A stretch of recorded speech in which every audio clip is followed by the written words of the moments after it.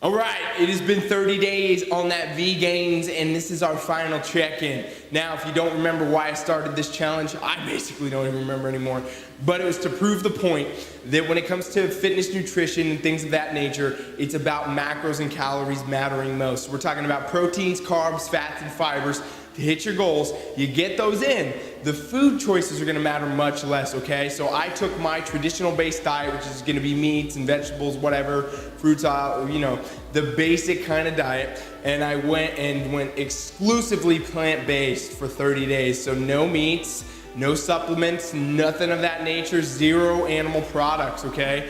Then most people were saying, Ryan, if you do this, you're gonna lose all your strength, you're gonna get super weak, you're gonna lose all this muscle, you're gonna have basically just destroyed all the hard work you've built over these years. And I was super confident going into this that if I hit the macros, it would be fine. And guess what, you guys? Here's the results. We'll go through them, and I'm gonna tell you exactly what happened here. All right, so the first way we tracked the progress was with a body tape. I did measurements on my entire body. I measured every fucking muscle I got. But I'm not gonna bore you guys with that. I gave you 3 hitters right here. So we got the chest, the waist, and the thigh. And those are gonna be kind of our gauge of production. So here we go. Day 1, first day of the V Gains challenge. Chest was 47 inches, so I'm measuring under the arms, right? Dropping the arms down, getting a relaxed measurement. Waist was coming in at 36. Thigh coming in at 26, okay? So those were the first measurements, day 1. Day 30, chest, 47 inches, waist, 34 inches, and thigh, 26. So the only measurement that changed was my waist, and it got smaller. It's gonna give me a better V taper and all that. But I did not lose crazy amounts of muscle mass here, clearly, otherwise those measurements would have gone way, way down. So we're talking about literally just minimizing some at the waist, and honestly, that's probably due to inflammation that you get from constantly digesting certain amounts of meats and protein powders and things of that nature. That was probably what was going on with that 36. I mean, I'm probably just gonna be more normally at 34 anyway, so not a big difference in measurements here. Strength was another way that we tracked the progress here because everybody was saying that the strength's gonna go down, you can't do it, you just can't sustain muscle mass on a plant-based diet, so your strength's gonna go to shit. And I used just the big 3 lifts here to kind of give a gauge of that. So we're talking about the bench, the squat, and the deadlift. So here's what we got. Day 1, bench press, 300 pounds for 5 reps. Squat, 425 for 5 reps. Deadlift, 495 for 5 reps, okay? Then that was day 1. We're gonna move right over to day 30 now. This is 4 weeks later on the V Gains diet. We got bench, 300 for 5 reps. Squat, 425 for 5 reps. Deadlift, 495 for 5 reps. 0 changes anywhere. I didn't get stronger, I didn't get weaker. I maintained my strength, which is what I set out to do with the macros and with this diet in the first place. Now this part is very interesting, okay? So everybody's always loving the scale. You gotta use the scale as a way to gauge your progress, whatever. You guys know my opinion on scale. You've seen some of those videos. But I went ahead and took a scale measurement here. Day 1, coming in at 218 pounds. Final day of the V Gains diet. Weighed in the morning, same circumstances, came in at 202, okay? So that is a dramatic amount of weight loss, and I'm definitely not telling you that that is body fat, or that is muscle, that is anything. More than likely, I'm retaining much less water here on the vegan diet than I am on this type of a diet on day 1. Because the next day when I weighed in, I was at 206, and that seems a bit more normal to me. I definitely did lose body fat on this challenge. I definitely did lose some weight on this challenge, that's for sure. I'm not saying by any means that I did not lose muscle either. I probably did to some degree, but based on the fact my measurements were not really affected and my strength levels were not really affected, I could give a fuck less. People were asking me all the time about my energy level, like, what is your energy like? You went from this diet, now you're all plant-based, did you just feel tired? No, it's the same, you guys. I'm telling you, your body knows macros, it doesn't know foods. There's nobody in your stomach that's sitting there saying, oh, this came from a plant-based source, this protein, so we can't use this for muscle growth. Oh, but this one came from burgers, so that one's good to go. There's nothing in there, you guys. It's nothing. It's our brains that overthink that shit, but the body just takes what's given and does stuff with it. It's gonna produce results. So basically the macros were the same. I kept the same macros that I had throughout the time, okay? So nothing was dramatically different. Energy levels were not dramatically different. There was days that I had more energy and I felt real good and real strong and I was doing some stuff. Like these final numbers, I was above them a few times during that challenge, but it's irrelevant because that could be for any number of reasons, and I don't want to put it on the vegan diet and I don't want to put it off the vegan diet. So that happened. Causation versus correlation, don't really know. Point is, overall, energy was solid and maintained, never had dramatic fluctuations anywhere. Strength levels in general, definitely did notice some days where I felt weaker and days where I felt stronger and days where I was in the middle and whatever, but you know what? That's normal, that happens all the time. Any type of diet, depending on your stress, your sleep, your recovery, your training program, all these variables are gonna come into play with that, and that is not clearly related to the diet and whatnot.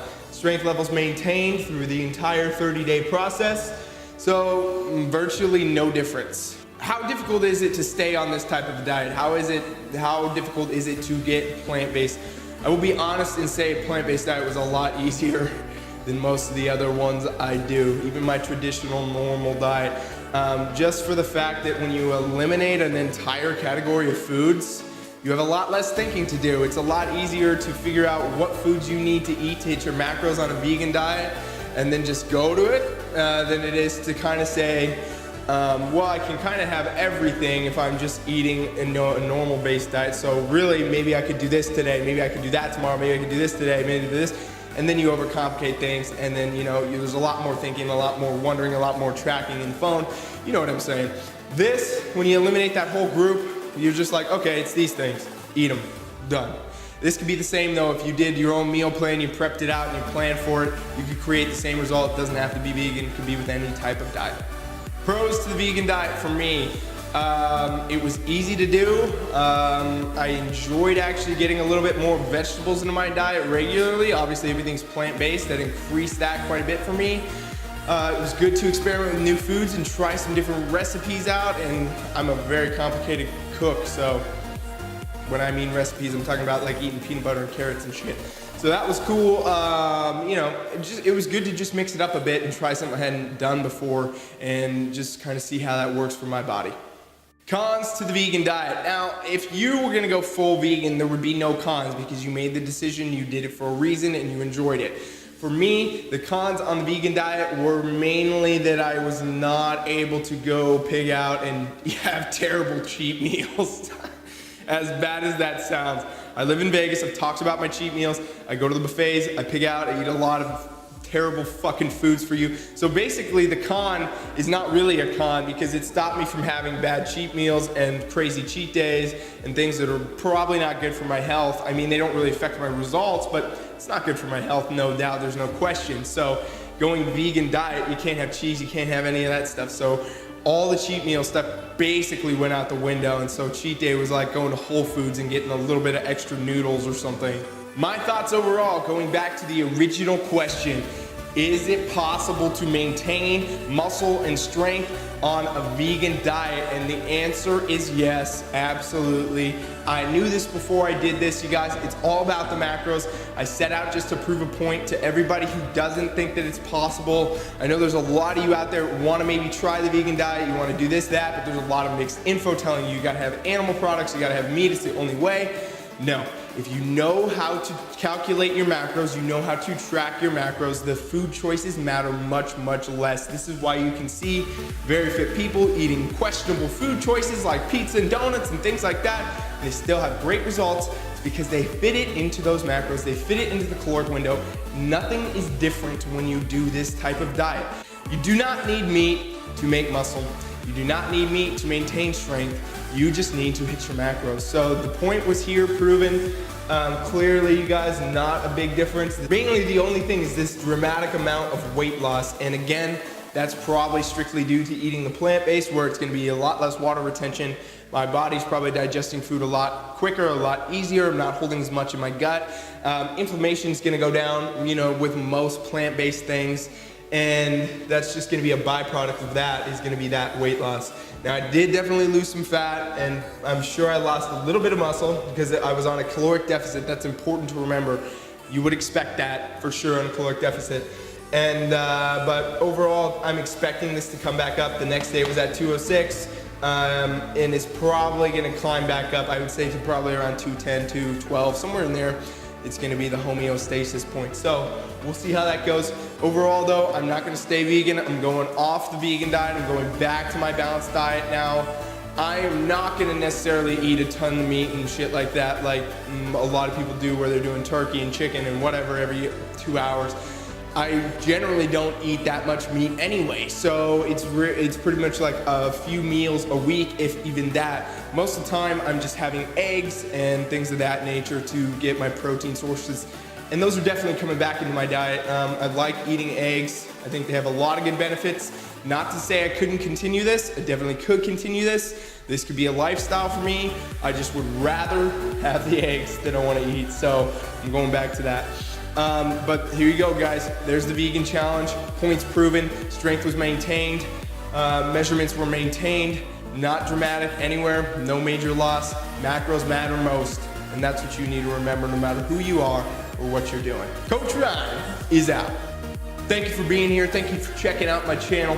If you like this video, you can share this out. Comment below and tell me what you thought. Subscribe for plenty more cool things just like this. And check out my custom online training programs at functionalflexfitness.net.